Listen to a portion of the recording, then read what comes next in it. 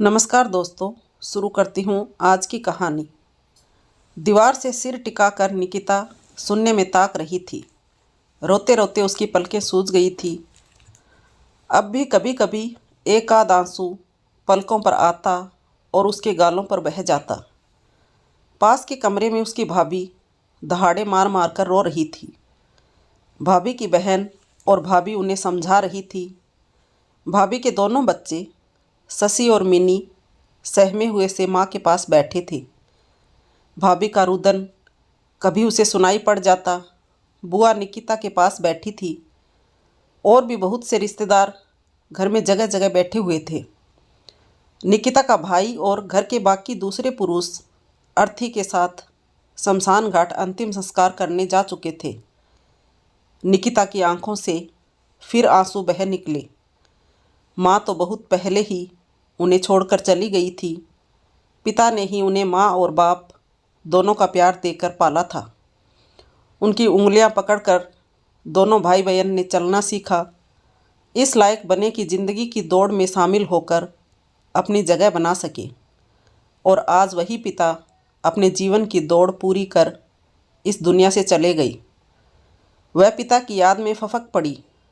पास बैठी बुआ उसे दिलासा देते हुए खुद भी भाई की याद में बिलखने लगी। घड़ी ने 5:30 बजाए तो रिश्ते की एक दो महिलाएं घर की औरतों के नहाने की व्यवस्था करने में जुट गई। दाह संस्कार से पुरुषों के लौटने से पहले घर की महिलाओं का स्नान हो जाना चाहिए। भाभी और बुआ के स्नान करने के बाद बेमन से उठकर निकिता ने भी स्नान किया। कैसी अजीब रस्में हैं, निकिता सोच रही थी। व्यक्ति के मरते ही इस तरह से घर के लोग स्नान करते हैं जैसे कि कोई छूत की बीमारी थी, जिसके दूर हटते ही स्नान करके लोग शुद्ध हो जाते हैं। इंसान की भावनाओं का ध्यान नहीं है, बस लोग आडंबर में फंस जाते हैं। औरतों का नहाना हुआ ही था कि शमशान घाट से घर के पुरुष वापस आ गए और घर के बाहर बैठ गई। घर की महिलाएं अब पुरुषों के नहाने की व्यवस्था करने लगी। उसी शहर में रहने वाले कई रिश्तेदार और आस पड़ोस के लोग बाहर से ही अपने अपने घरों को लौट गए। उन्हें विदा कर भैया भी नहाने चले गए। नहाकर निकिता का भाई आनंद आकर बहन के पास बैठ गया तो निकिता भाई के कंधे पर सिर रखकर रो पड़ी। भाई की आंखें भी भीग गई। वह छोटी बहन के सिर पर हाथ फेरने लगा। रो मत निकिता, मैं तुम्हें कभी पिताजी की कमी महसूस नहीं होने दूंगा। तेरा यह घर हमेशा तेरे लिए वैसा ही रहेगा जैसा पिताजी के रहते था। बड़े भाई ने कहा तो निकिता के दुखी मन को काफ़ी सहारा मिला। जीजाजी, बाबूजी का बिस्तर और तकिया किसे देने हैं? आनंद के छोटे साले ने आकर पूछा। अभी तो उन्हें यहीं रहने दे राजू, यह सब बाद में करते रहना, इतनी जल्दी क्या है? आनंद के बोलने से पहले ही बुआ बोल पड़ी। नहीं बुआ, ये लोग हैं तो यह सब हो जाएगा, फिर मेहमानों के सोने के लिए जगह भी तो चाहिए ना राजू। तुम पिताजी का बिस्तर और कपड़े वृद्धाश्रम में दे आओ, वहाँ किसी के काम आ जाएंगे। आनंद ने तुरंत उठते हुए कहा। लेकिन भैया, पिताजी की निशानियों को अपने से दूर करने की इतनी जल्दबाजी क्यों? निकिता ने एक कमज़ोर सा प्रतिवादन करना चाहा, लेकिन तब तक आनंद राजू के साथ पिताजी के कमरे की तरफ जा चुके थे। लगभग 15 मिनट बाद भैया की आवाज़ आई। निकिता, ज़रा यहाँ आना। अपने को संभालते हुए निकिता पिताजी के कमरे में गई। देख निकिता, तुझे पिताजी की याद के तहत उनकी कोई वस्तु चाहिए तो ले लो, आनंद ने कहा। भाभी को शायद कुछ भनक लग गई और वे तुरंत आकर दरवाजे पर खड़ी हो गई। निकिता समझ गई कि भाभी यह देखना चाहती है कि वह क्या ले जा रही है। पिताजी की पढ़ने वाली मेज़ पर उनका और माँ का शादी के बाद का फ़ोटो रखा हुआ था। निकिता ने जाकर वह फ़ोटो उठा लिया। इस फ़ोटो को संभाल कर रखेगी। वह पिताजी के सोने की चेन और 2 अंगूठियाँ फ़ोटो के पास ही एक छोटी ट्रे में रखी थी, जिन्हें माँ ने घर खर्चे के लिए मिले पैसों में बचा बचा कर अलग अलग अवसरों पर पिताजी के लिए बनाया था।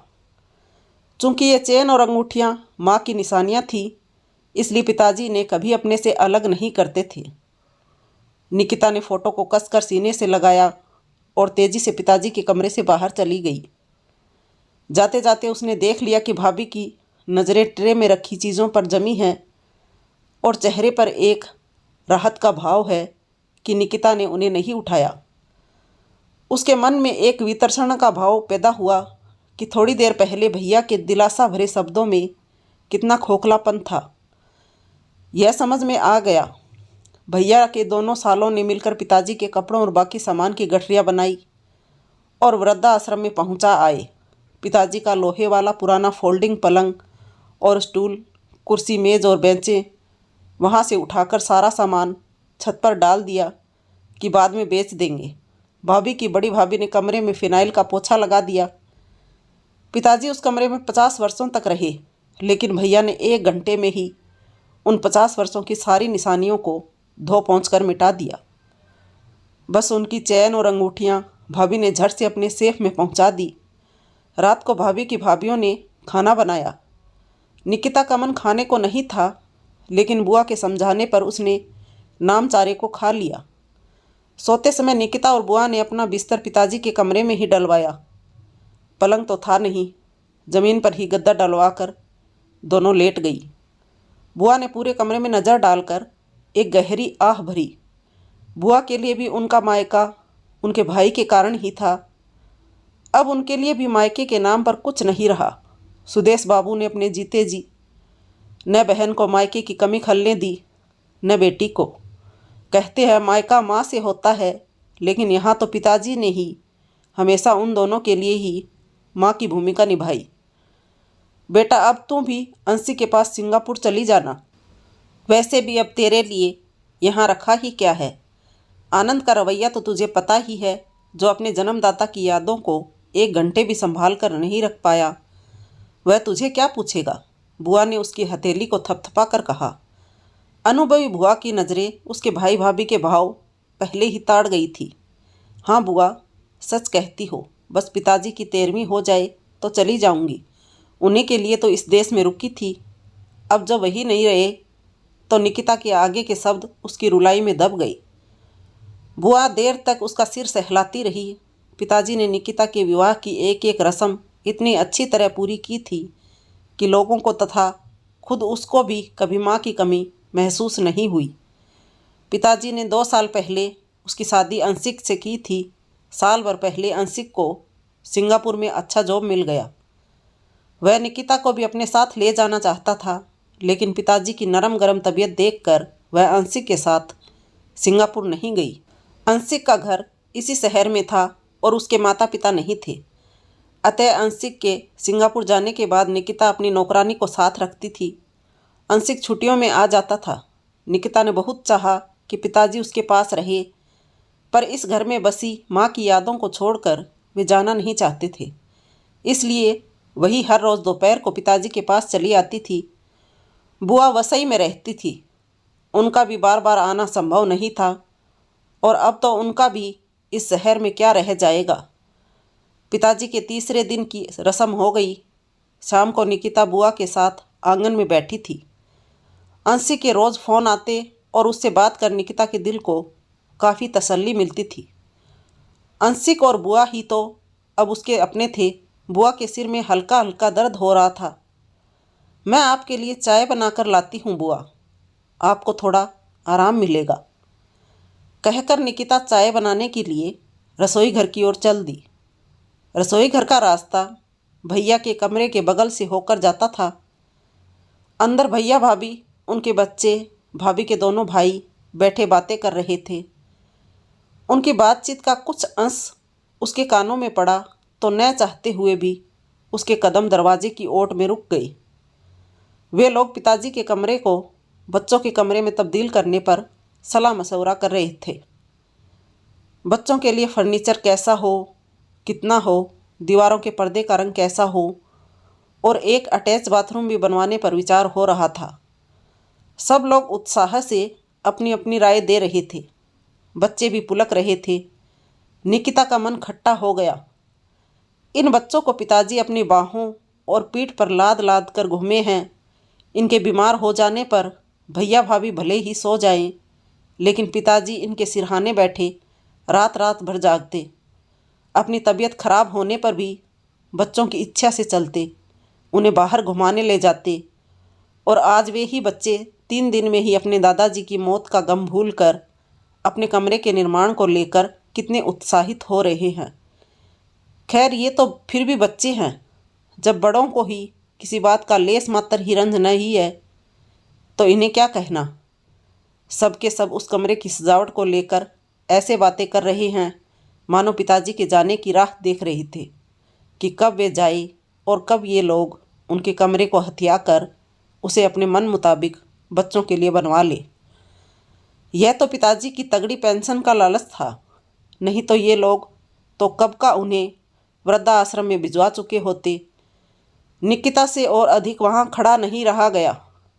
उसने रसोई घर में जाकर चाय बनाई और बुआ के पास आकर बैठ गई। पिताजी की मौत के बाद दुख के 8 दिन 8 युगों के समान बीते। भैया भाभी के कमरे से आती खिलखिलाहटों की दबी दबी आवाज़ों से घावों पर नमक छिड़कने का सा एहसास होता था। पर बुआ के सहारे वे दिन भी निकल ही गए। 9वें दिन से रस्मों की शुरुआत हुई तो निकिता और बुआ दोनों ही बिलख उठी। 9वें दिन से रस्मों की शुरुआत के साथ श्राद्ध पूजा में पंडितों ने श्लोकों का उच्चारण शुरू किया तो बुआ और निकिता दोनों की आंखों में आंसुओं की धाराएं बहने लगी।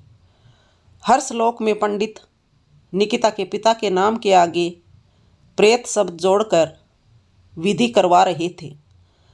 हर श्लोक में सुदेश प्रेतस्य, शांति प्रियतर से प्रेतस्य आदि व्यक्ति के नाम के आगे बार बार प्रेत शब्द का उच्चारण इस प्रकार हो रहा था मानो वह कभी भी जीवित ही नहीं था, बल्कि प्रेत योनि में भटकता कोई भूत था। अपने प्रियजन के नाम के आगे प्रेत शब्द सुनना उसकी यादों के साथ कितना घृणित कार्य लग रहा था। निकिता से वहाँ और बैठा नहीं गया। वह भागकर पिताजी के कमरे में आ गई और उनकी फ़ोटो को सीने से लगाकर फूट फूट कर रो दी। क्या उन्हें इंसानों की भावनाओं से कोई लेना देना नहीं?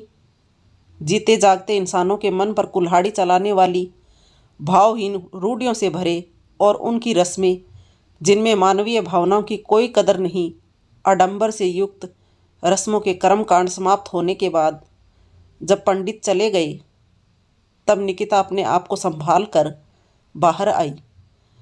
भैया और उनके बेटे का सिर मुड़ा हुआ था। रस्मों के मुताबिक 9वें दिन पुत्र और पौत्र के बाल निकलवा देते हैं। उनके घुटे सिर को देखकर निकिता का दुख और गहरा हो गया। कैसी होती है ये रस्में जो पल पल इंसान को हादसे की याद दिलाती रहती हैं और उसका दुख बढ़ाती हैं। अंशी को आखिर छुट्टी मिल ही गई और पिताजी की 13वीं पर वह आ गया। उसके कंधे पर सिर रखकर पिताजी की याद में और भैया भाभी के स्वार्थी पक्ष पर वह देर तक आंसू बहाती रही। निकिता का बिल्कुल मन नहीं था उस घर में रुकने का, लेकिन पिताजी की यादों की खातिर वह रुक गई।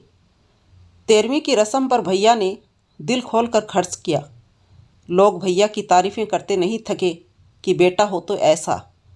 देखो, पिताजी की याद में उनकी आत्मा की शांति के लिए कितना कुछ कर रहा है।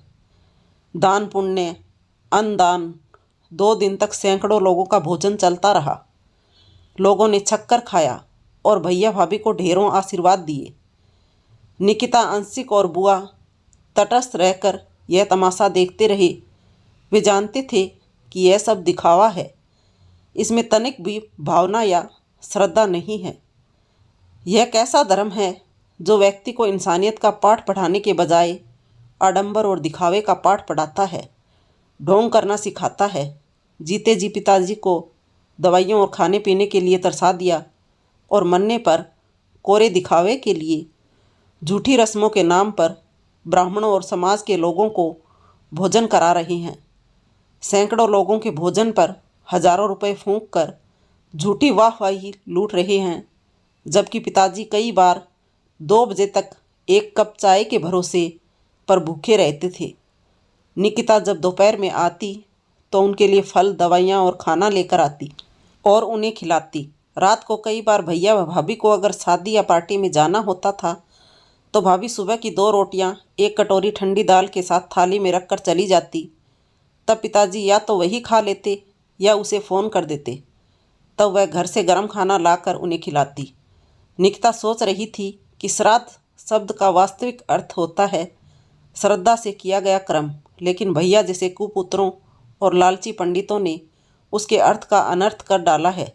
जीते जी पिताजी को भैया ने कभी कपड़े और शॉल स्वेटर के लिए नहीं पूछा। इसके उलट अपने खर्चों और महंगाई का रोना रो रो कर हर महीने उनकी पेंशन हड़प लेते थे। लेकिन उनकी 13वीं पर भैया ने खुले हाथों से पंडितों को कपड़े बर्तन आदि दान किए। निकिता को याद है उसकी शादी से पहले पिताजी के पलंग की फटी चादर और बदरंग तकिए का कवर। विवाह के बाद जब उसके हाथ में पैसा आया तो सबसे पहले उसने पिताजी के लिए चादरें और तकिए के कवर खरीदे थे। जीवित पिता पर खर्च करने के लिए भैया के पास पैसा नहीं था, लेकिन मृत पिता के नाम पर आज समाज के सामने दिखावे के लिए अचानक ढेर सारा पैसा कहाँ से आ गया। अंशिक ने 2 दिन बाद के अपने और निकिता के लिए हवाई जहाज़ के 2 टिकट बुक करा दिए। दूसरे दिन भैया ने कुछ कागज़ निकिता के आगे रख दिए। दरअसल पिताजी ने वह घर भैया और उसके नाम पर कर दिया था। अब तुम तो अंशिक के साथ सिंगापुर जा रही हो और वैसे भी अंशिक का अपना खुद का भी मकान है। तो भैया ने बात आधी छोड़ दी, पर निकिता उनकी मंशा समझ गई। भैया चाहते थे कि वह अपना हिस्सा अपनी इच्छा से उनके नाम कर दे ताकि भविष्य में कोई झंझट न रहे। हाँ भैया, इस घर में आपके साथ साथ आधा हिस्सा मेरा भी है। इन कागज़ों की एक कॉपी मैं भी अपने पास रखूँगी ताकि मेरे पिता की यादें मेरे जीवित रहने तक बरकरार रहे। कठोर स्वर में बोलकर निकिता ने कागज़ भैया के हाथ से लेकर अंशिक को दे दिए ताकि उनकी कॉपी करवा सके। और हाँ भाभी, माँ के कंगन पिताजी ने तुम्हें दिए थे, अब पिताजी की अंगूठी और चैन आप मुझे दे देना निकाल कर। भैया भाभी के मुंह लटक गए। दोपहर को अंशिक और निकिता ने पिताजी का पलंग, कुर्सी, टेबल और कपड़े वापस उनके कमरे में रख दिए। नया गद्दा पलंग पर डलवा दिया। पिताजी के रूम और उसके साथ लगे अध्ययन कक्ष पर नज़र डालकर निकिता बुआ से बोली, मेरा और आपका मायका हमेशा यहीं रहेगा बुआ, क्योंकि पिताजी की यादें इसी जगह पर है। इसकी एक चाबी आप अपने पास रखना और जब भी मैं यहाँ आऊँगी आप भी आ जाया करना, हम यहीं रहा करेंगे। बुआ ने निकिता और अंशी को सीने से लगा लिया और तीनों पिताजी को याद करके रो दिए। और अपने पिताजी की यादों को सहेज कर निकिता अंशी के साथ सिंगापुर चली गई। तो दोस्तों, कहानी कैसी लगी? पसंद आई हो तो लाइक करें, कमेंट करें, शेयर करें, सब्सक्राइब करें। Thank you for watching my channel.